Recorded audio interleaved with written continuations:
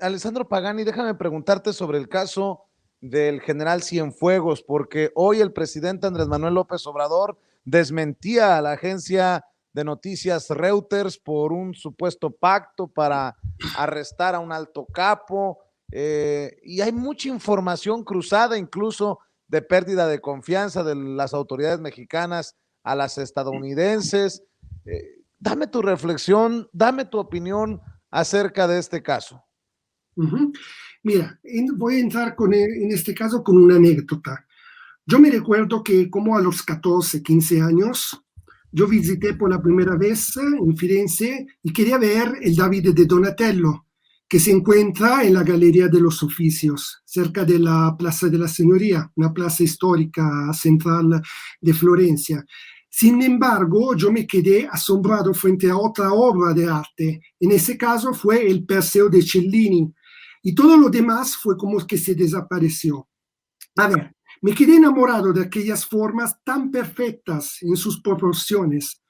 Allí veamos Perseo que levanta en el cielo la cabeza de Medusa, con su cuerpo tan patético retorcido en sus pies.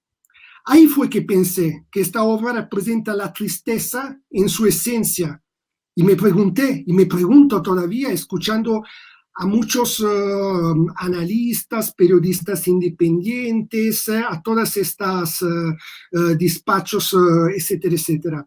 Yo me pregunto, parafraseando a Oscar Wilde, ¿por qué cada hombre mata lo que ama en la lucha eterna hacia su propia destrucción? O sea, ahí nosotros tenemos las cosas bien claras, o sea, que voy a ser redundante en este sentido, ya lo hemos escuchado hasta compañeros, amigos, colegas, pues a la vez no son analistas, a la vez no son historiadores, a la vez no son economistas, pero son más economistas, más analistas, más historiadores y más politólogos de muchos.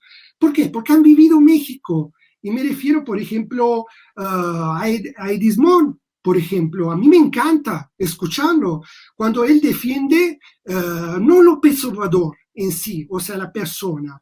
Yo no veo un culto de la personalidad, sino que defiende su propia patria, su propia tierra. Yo, de veras, cuando yo veo la política que está llevando adelante López Obrador, que se está enfrentando a la águila fascista de Norteamérica, Estados Unidos, la Roma americana, como José Martí la definía en su momento, yo digo, ojalá que yo como italiano hubiera tenido un presidente como López Obrador en el bienio de 92 y 93, cuando en Italia, y en particular en la región de Sicilia, la mafia hacía volar materialmente, literalmente, hacía volar en aire a juez de la antimafia como Falcone y Borsellino, que quiero decir, o hasta el comandante en jefe de las Fuerzas Armadas, de la Chiesa, que fue básicamente masacrados en las calles por parte de la mafia.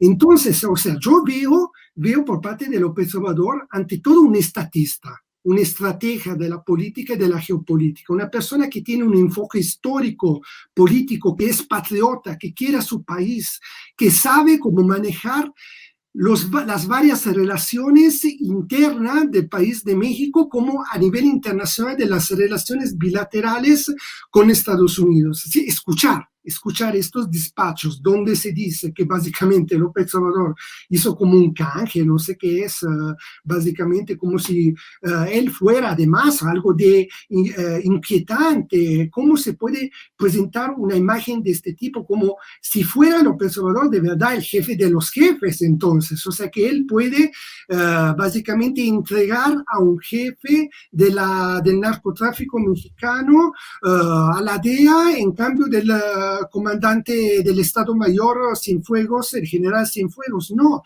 ahí hubo básicamente un nuevo paradigma también ahí de soberanía por parte de México, de este gobierno, al ver también cómo son las situaciones. Mira, Vicente Senen, es muy claro. Ahora, te van a decir que todos los expresidentes de México fueron básicamente o corruptos o inmiscuidos dentro del narcotráfico.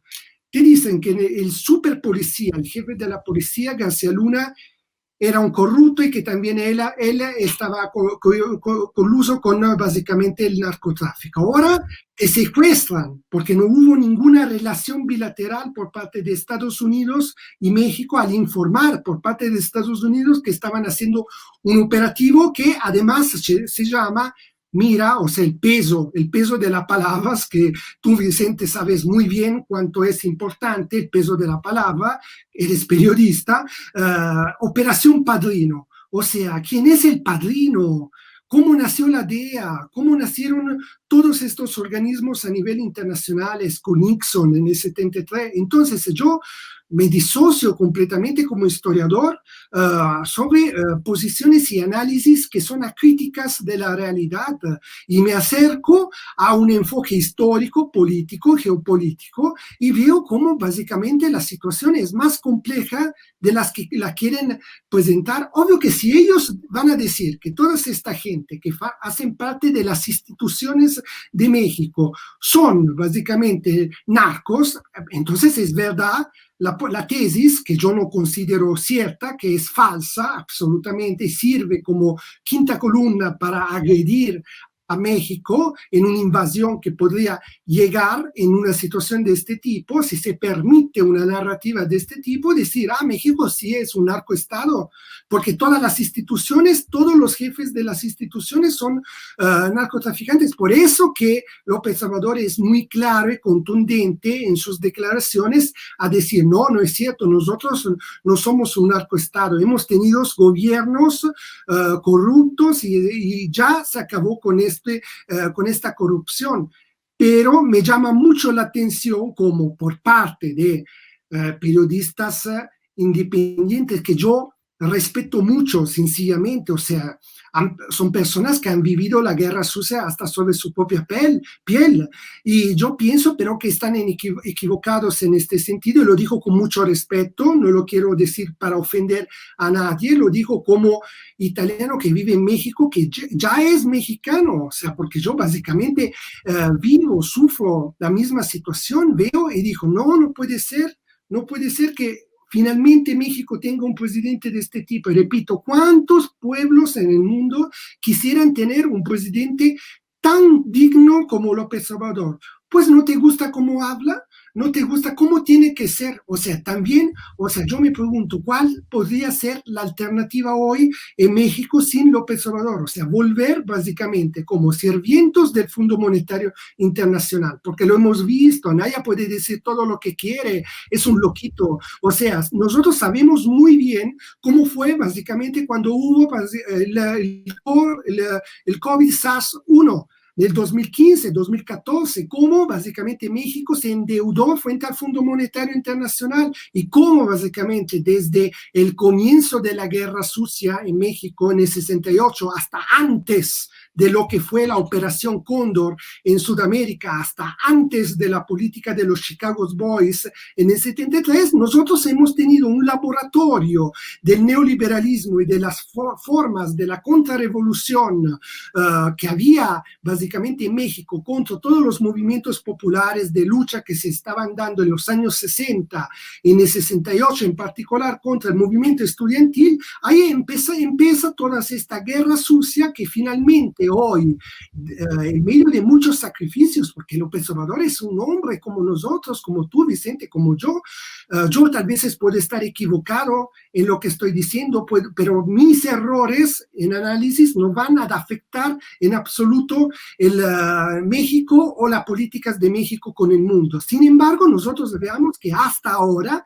las políticas de López Obrador fueron excelentes y por ende yo no entiendo, regresando a esa metáfora del Perseo de Cellini, cómo puede ser que haya, no todos, una pequeña tendencia de estos algunos periódicos y todos de criticar hasta desde dentro de México a un gobierno que finalmente es patriótico, que quiere crear un nuevo paradigma de la soberanía de México en la región y a nivel mundial.